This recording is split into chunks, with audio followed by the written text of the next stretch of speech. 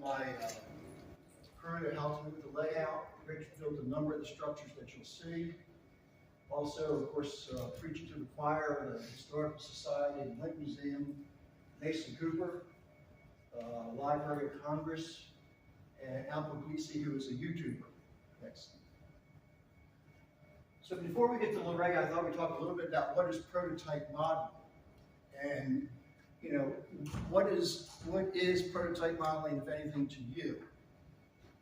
For some people, it's just having an accurate locomotive. I mean, Jim Nichols and I were talking recently about in years past, you buy your $20 Athearn diesel and spend $40 on detail parts and cobble it all together and put the right number on it, and that would be satisfactory to a lot of people. Is it locomotives and cabooses? Do you care about the front and back? You want them to be right. How about accurate models of home road rolling stock? Do you want your box cars to be right? Do you want your gondolas, your copper cars? But what about accurate rolling stock for everything? That's pretty hard to do, but if you want to, you can do it. So it's all or some of it, whatever you feel comfortable with is really all that matters. And before I go any further, if you're interested in prototype modeling, I would suggest that you check out Mike Richter's module over here at the Honey Hole. I mean, it's an excellent, excellent example of prototype modeling. I know you're the same group I am, the real steam era. Yeah. So what do you have to do? Well, you should identify first what you want to model. And if you're interested in doing this, I would suggest to start small and simple. You want to gather as much information as possible, but please don't wait till you have everything, because you will never, ever start.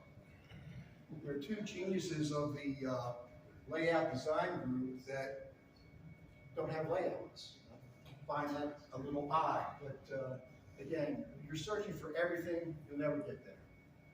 Site visit if possible. Now, I modeled 1956, so site visit today, a lot of things have changed.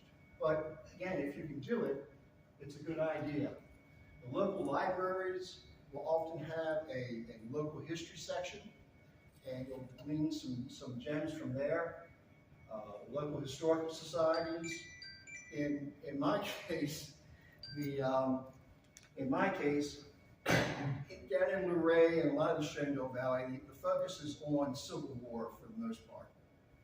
There are some little trinkets here and there that you can find, but the Civil War is the big thing.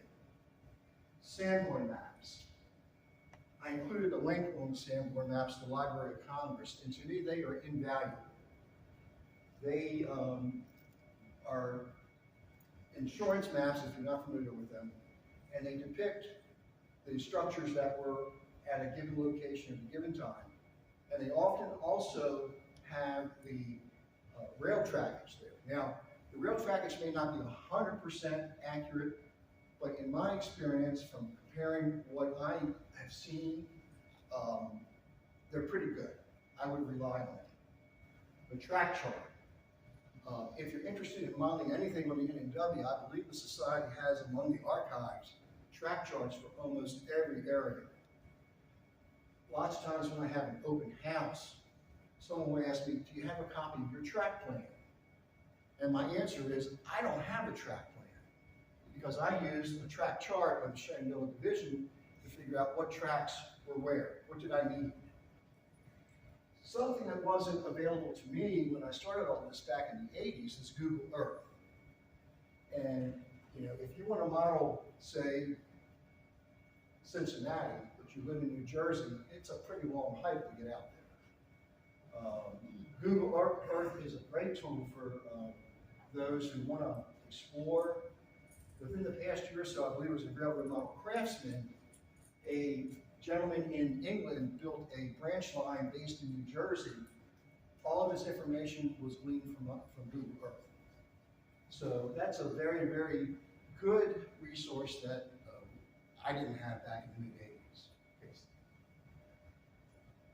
mid-80s. So I won't take credit for the claim. It was Don Phillips, Yep. formerly of Trains Magazine, but Jim Brewer may get part of the blame for that here because he also talked about, Phillips referred to the Hagerstown-Bristol connection, so it includes the Shenandoah Valley Line. So with the introduction here, I feel like the spotlight's on me, even though I'm standing in shadow, but that's okay, so we'll figure it out.